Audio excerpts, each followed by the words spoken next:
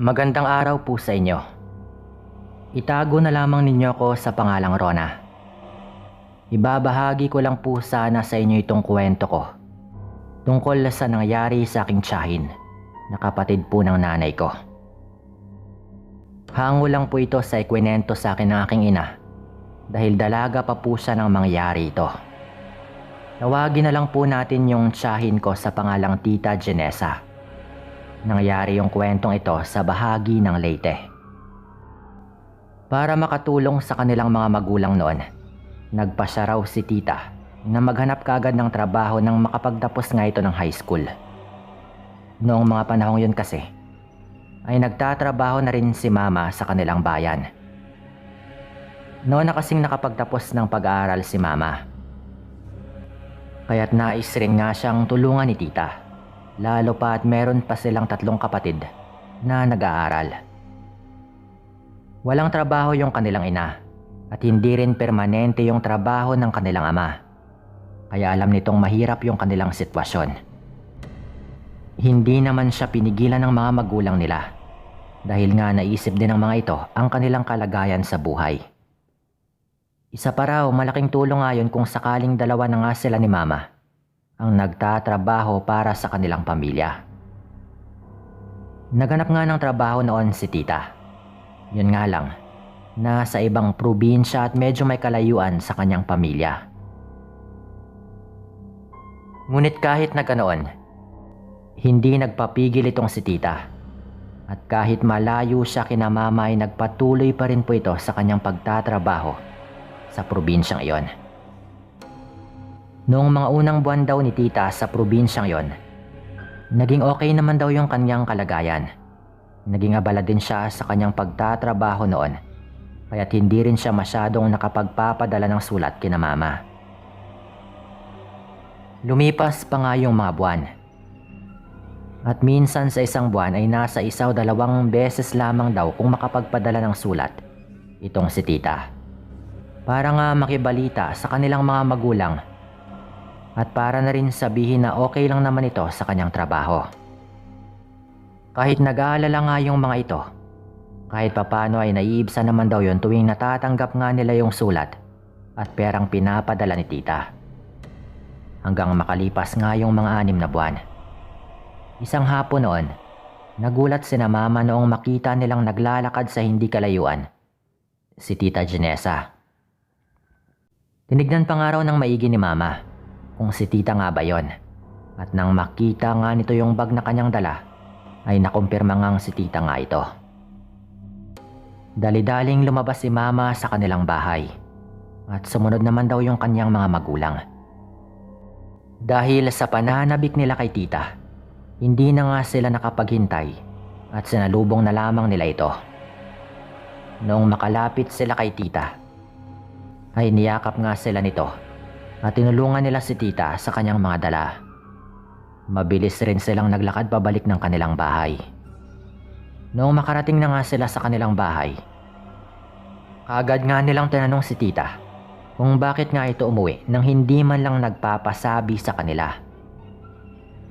Tinugunan naman daw sila ni tita na hindi na nga nito pinalam yung kanyang pag-uwi dahil nais lang daw nitong sorpresahin sila. Naging masaya nga po sila noon dahil sa pag-uwi ni tita at sa pag-anunsyo nitong hindi na nga siya babalik pa at maghanap na lamang siya ng malapit na pagtatrabahuhan kung saan makakauwi nga siya tuwing hapon o gabi. Nangako naman si mama noon na tutulungan niya si tita. At dahil wala namang naging kakaiba noon kay tita ay tila wala rin itong naging karamdaman.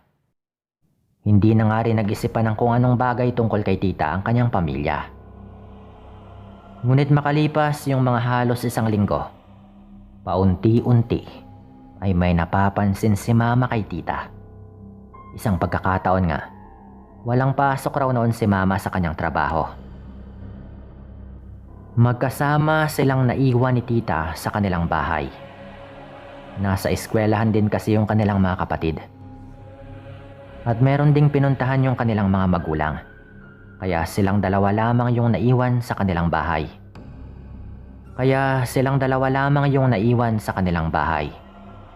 Kinausap daw noon si Mama. Kinausap daw noon ni Mama si Tita. Lalo na nga nang mapansin nito na tila namumutla nga yung kanyang kapatid. Tinanong daw niya ito kung okay lang ba ito. Gayong mukha nga itong may dinaramdam ng mga sandaling yon. Ayon naman kay Tita ay masakit lamang daw yung kanyang tiyan at tila nakakaramdam din daw siya ng gutom. Kaya't sinabihan nga siya ni Mama na kumain na muna. Tumango lang daw ito at hindi na rin umimik. Makalipas pa yung ilang sandali, nagwika raw si Tita. Sinabi nito kay Mama yung tungkol sa matandang may-ari ng bahay na inuupahan ito noong nagtatrabaho pa siya. Noong una raw kasi noon ay wala namang kakaiba sa matanda. Pero habang tumatagal daw si Tita sa bahay na ito, ay tila napapansin daw nitong malimit na siyang dinadalaw ng matandang yon. Inakala raw niya noon na baka ganon lang talaga yung matanda sa mga tao sa kanyang paligid. Ngunit nang lumaon daw, ay kinutuban na raw siya ng kakaiba. Madalas rin daw siyang ipagluto nito noong mga huling linggo niya bago nga siya umalis doon, na siyang labis naman daw niyang ipinagtataka. Napailing na lang si Mama noon at pinagsabihan yung kanyang kapatid na wag nang isipin yon dahil wala na rin naman siya sa bahay ng matanda. Dagdag pa nga ni Mama, wala rin sigurong masamang intensyon yung matandang yon dahil baka tinutulungan lamang nito si Tita. Lalo at mag-isa lang daw itong nangungupahan doon. Punsod nga ng mga bagay na napapansin ni Mama kay Tita, may naging hindi magandang kutob si Mama tungkol doon. Hindi raw alam ng aking ina kung bakit naiisip niya na may tinatagong karamdaman itong si Tita. Ito ay base na rin sa kanyang mga naobserbahan. Isang gabi, hindi inaasahan ni Mama ang mangyayari sa kanyang kapatid. Nagising daw si Mama ng mga pasado 11:00 ng gabi. Dahil nakaramdam nga ito ng panunuyot ng kanyang lalamunan. Agad siyang bumangon at nagtungo sa kanilang kusina. At noong pabalik na raw sana siya sa kanyang kwarto, napansin niyang nakatiwangwang yung pintuan ng kwarto ni Tita. Napatingin pa nga si Mama sa pintuan ng kanilang bahay at ipinagtaka rin niya kung bakit hindi rin nakasarado yon. Nagtaka raw siya dahil sa pagkakaalam niya ay hindi gawain ng kanyang kapatid na buksan yung pintuan ng kanyang kwarto tuwing natutulog ito sa loob. At sa kadahilan ng yon, lumapit nga si Mama sa kwarto ni Tita upang silipin ito. At baka nakalimutan lamang nitong saran yon. Noong nasa kwarto na nga ito ni Tita, sinilip daw niya ang kanyang kapatid. Ngunit wala raw ito roon. Napakamot naman si Mama ng kanyang ulo at hindi niya alam kung saan nga ba nagtungo si Tita. Dahil hindi nakasara yung pintuan ng kanilang bahay, naisip raw niyang baka lumabas ito. Kaya't kumuha nga siya ng ilaw upang hanapin ito sa labas dahil malalim na rin yung gabi. Lumabas ng kanilang bahay si Mama at hinanap nga niya si Tita. Ngunit kahit saang banda niya nga ito hagilapin ay bigo siyang makita ang kanyang kapatid. Kaya't labis ngang nag-alala noon si Mama. Kaya't naisip niya, nagisingin na nga sana yung kanyang ama't ina upang hanapin nga si Tita. Noong pabalik na raw si Mama sa kanilang bahay, nailawan niya yung kulungan ng mga alagang itik ng kanyang ama. Nanlaki pa raw noon yung mata ni Mama noong makita niya na parang merong tao sa loob nun. Dali-dali siyang nagtungo roon at ganoon na lamang yung takot niya noong makita niya roon si Tita. Naabutan niya itong kumakain ng alaga nilang itik. Sarap na sarap daw ito habang ninunguya ang nakuha niyang lamang loob ng naturang hayop. At hindi nga nito pinansin si Mama na nasa likuran lamang nito.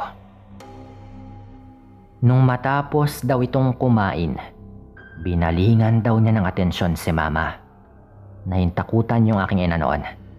Dahil ng mga sandaling yon ay tila hindi na nga si Tita ang kanyang kaharap, kung hindi ibang nilalang na.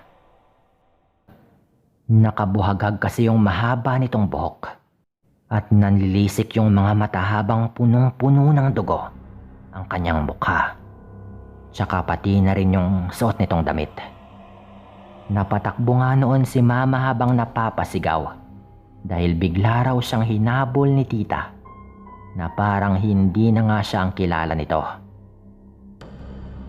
Sakto naman daw noon na nagising pala yung kanyang mga magulang, kaya't kaagad raw nilang tinignan si Mama. Noong balikan nga nila yung dinaanan ni Mama, nakita raw nilang nakahandusay na nga si Tita sa lupa at wala na raw itong malay. Pinagtulungan nilang buhatin yon at dinala nga sa kanilang bahay. Nagtataka man at kinakabahan dahil sa naging sitwasyon ni Tita. Binihisan daw nila ito at binantayan hanggang sa mag-umaga. Alalang-alala daw si Mama noon sa mga nangyayari kay Tita. At nang magising nga ito kinaumagahan, ay nawala nga yung pamumutla nito at naging masigla naman na parang walang nangyaring kakaiba na talagang nakapagtataka. Hindi naman nakatiis noon si Mama at maging yung mga magulang nila. Kaya't sinabi nila kay Tita ang kung ano mang nangyari dito. Ayon pa nga kay Tita ay wala raw siyang maalala sa kanyang mga ginawa. Hindi rin daw siya makapaniwala nang malaman kung ano yung ginawa nito. Kaya't humingi nga raw siya ng pasensya kina Mama. Hindi na rin niya nailihim noon yung tungkol sa kanyang nararamdamang kakaibang gutom tuwing gabi. Natakot din daw si Tita kung ano mang nangyayari sa kanya. Kaya't siya na nga mismo yung nagsabi na dalhin na siya sa albularyo. Dinala nga raw noon si Tita sa isang kakilalang albularyo sa kabilang baryo. Pagkakita pa lang daw ng albularyo kay Tita, alam kaagad nito yung nangyari sa kanya. Para makasiguro ito ay tinawag nga nito si Tita at hindi nga siya nagkamali sa hinuha nitong hinawaan ng pagiging aswang itong si Tita. Isang matandang babae raw yung may gawa nito, kaya't naisip kaagad ni Mama na marahil ayon nga yung matandang may-ari ng dating inuupahang bahay ni Tita. Hindi makapaniwala sina Mama sa kanilang narinig sa albularyo. Ikinagimbal din daw nila noong sabihin ng albularyo na nakatikim na nga ng preskang dugo at laman ng hayop itong tiyahin ko, na siyang palatandaan na mas nangingibabaw sa kanya yung kanyang pagiging aswang. Ayon pa raw rito, kaya raw niyang gamutin yung tiyahin ko basta't sundin lamang daw yung kanyang mga habilin. Ipinaliwanag nga ng albularyo noon kung ano nga bang gagawin ni Mama kay Tita. At noong makauwi na nga raw sila sa kanilang bahay, walang pagdadalawang isip nilang sinunod yung mga sinabi sa kanila ng albularyo. Hindi rin nila pinalabas si Tita sa kanyang kwarto at naglibing daw sila ng mga bugok na itlog sa may tapat ng pinto at maging sa labas ng kanilang bahay. Lalo na rin sa may labas ng bintana ng kwarto ni Tita. Naglagay din daw sila ng mga pangontra sa mga pintuan at bintana. Kung ano raw yung bisa noon, hindi rin alam ni Mama basta't yun lang yung mga sinabi sa kanila ng albularyo na ginawa lang din daw nila. Noong sumapit na nga yung gabi noon, binantayan nga nila ng maigi itong si Tita, base na rin sa mga bili ng albularyo sa kanila. Pero mga bandang 10 PM daw, narinig na nga ni Mama yung pag-ungol ni Tita sa kanyang kwarto. Nang silipin daw niya ito, nakita raw nila na parang nag-iba ulit itong si Tita. Nanlilisik daw yung kanyang mga mata habang nakikiramdam sa kanyang paligid. Ganoon na lamang yung takot nila Mama noon noong kinalampag nga nito yung pinto ng kanyang kwarto. Umiyak ito habang humihingi ng tulong na palabasin siya sa kanyang silid. Nagrereklamo rin daw si Tita na nagugutom daw siya at nauuhaw. Sinubukan pa raw niyang buksan yung pinto upang sana'y lumabas sa kanyang kwarto. Ngunit hindi raw niya magawa. At talagang hindi raw ito mapakali pero hindi pa rin siya nagtagumpay. Noon din daw mismo ay napagtanto ni Mama na yung gamit na bugok na itlog na inilibing nila ay siyang dahilan dahil parang napadaan daw doon banda si tita. Hindi raw talaga ito nakalabas noon at panay lang yung pagmamakaawang bigyan siya ng makakain.